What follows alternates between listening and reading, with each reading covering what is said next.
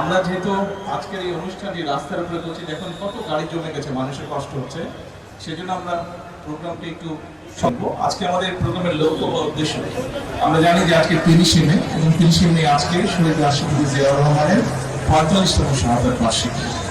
শহীদ রাষ্ট্রপতি জিয়াউর রহমানের এই শাহাদাত বার্ষিকী উপলক্ষে আমরা একজন নাগরিক হিসেবে সহযোগিতা করি, তাহলেই শহীদ রাষ্ট্রপতি জিয়াউর রহমানের এই মৃত্যু বার্ষিকী বা শাহাদাত বার্ষিকী তার প্রতি শ্রদ্ধা জ্ঞাপন করা হয়। আসুন আমরা আজকে সেই কাজটি করি।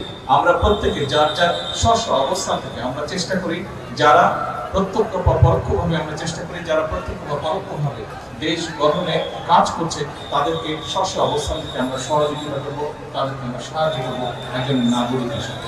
আজকে আর কথা বাড়াবো না, কারণ আমরা রাস্তার উপরেই অনুষ্ঠানটি করছি, মানুষের চলাচলে সমস্যা হচ্ছে। ইনশাআল্লাহ সাংগঠনিক নেতৃবৃন্দ কর্মীরা আপনারা যারা আছেন, সাংগঠনিক বিষয়ে আমরা দ্রুতই আরেকদিন বলবো, সেদিনে আমরা বসে আলোচনা করে সংগঠন কিভাবে আরো শক্তিশালী করা যায় সেগুলো পরিকল্পনা করা হবে। সে পর্যন্ত আজকে এখানে শেষ করি। আল্লাহ হাফেজ।